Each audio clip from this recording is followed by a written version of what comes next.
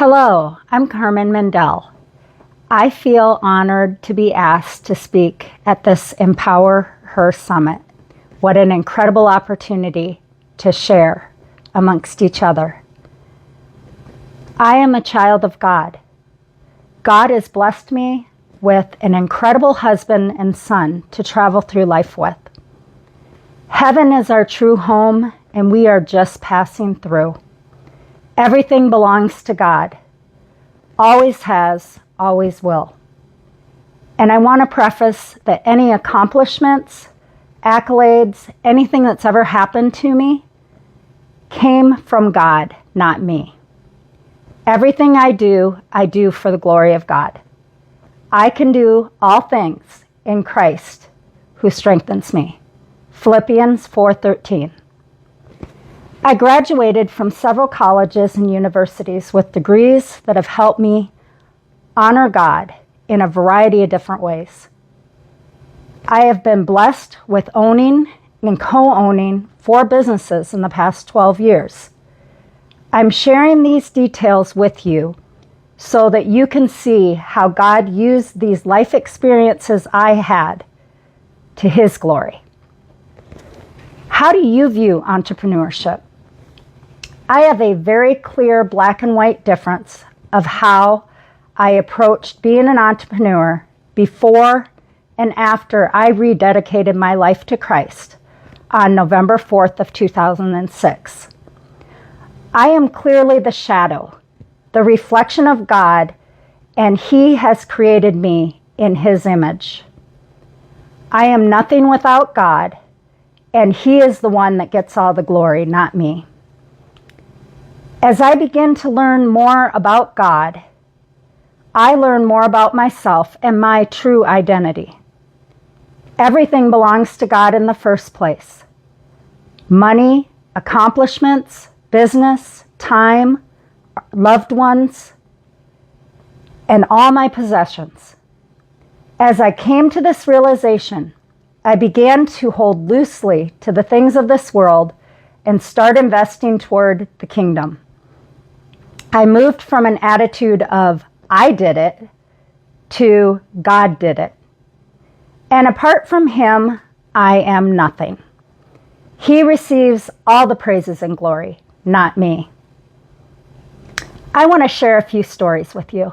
As an entrepreneur, very young, at the age of about 4 or 5, I remember setting up my lemonade stand and making sure everything on the table was prepared correctly.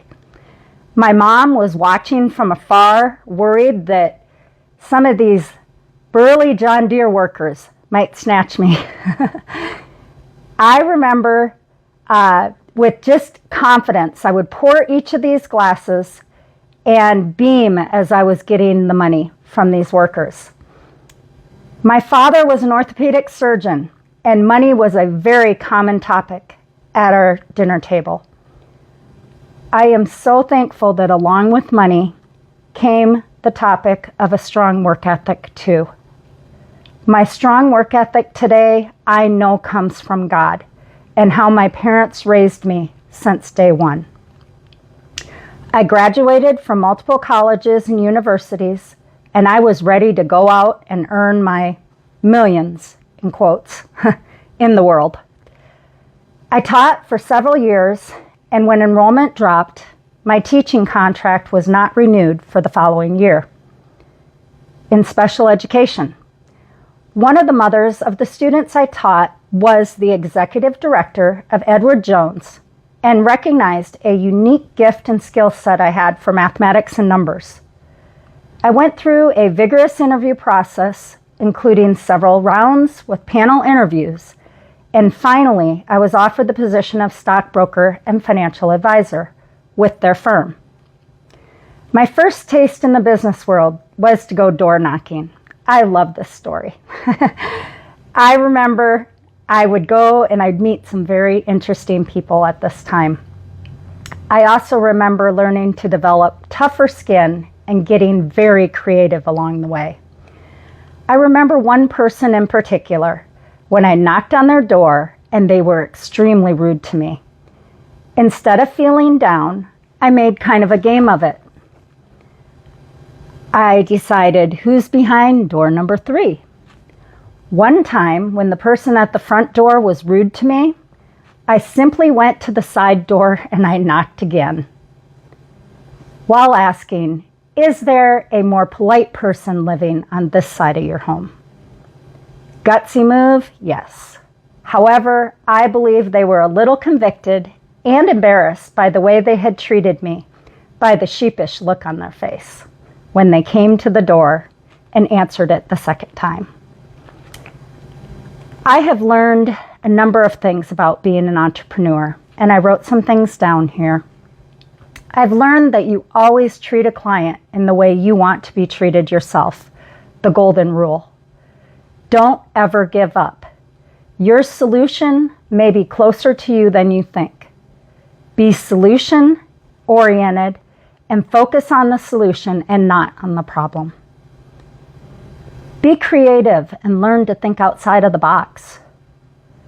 And be ready to collaborate and bounce ideas off of others that are in a similar field.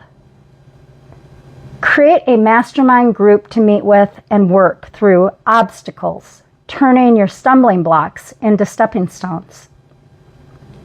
2 heads are better than 1. Learn to be flexible and patient with everyone. Things will go wrong in a company, and attitude is 90% of the solution. Learn how to deal with that conflict well. It will certainly happen, and more importantly, it is how you react to something that is truly important. Learn to juggle multiple things at a time and get very good at time management, which will help you maximize your profits in business. Be ready to make sacrifices in some areas that may turn out to be difficult decisions. Always follow up and become an incredible listener, having the utmost respect for your clients and others. If they have an issue with something, make it right. A few dollars eaten here or there are much better than any negative feedback about you or your company. Always operate with the strictest honor and integrity with those around you. Always treat others how you would want to be treated yourself. Be ready to take action with various opportunities that come your way. It is okay to not be a perfectionist, and actually better to learn, have flexibility, and teachability instead. You will have to adapt to multiple situations in business, and being flexible and teachable goes a long way.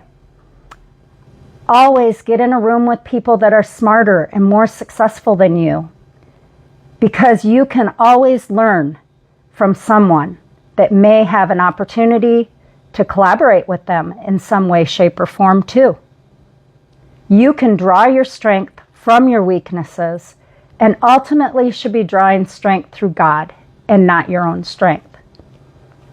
I hope these insights, gained over owning and operating various businesses over the years, will help encourage you in the direction of entrepreneurship, either on your own, joined together with a business partner, possibly even your spouse. Nate and I have learned to fully appreciate each other and the unique gifts and talents we bring to our business. We know that Nate's Property Maintenance LLC would not be the same with either one of us missing from that equation. We will continue to keep God in the center of both our businesses and personal lives moving forward. Thank you so much, and have a wonderful, blessed day.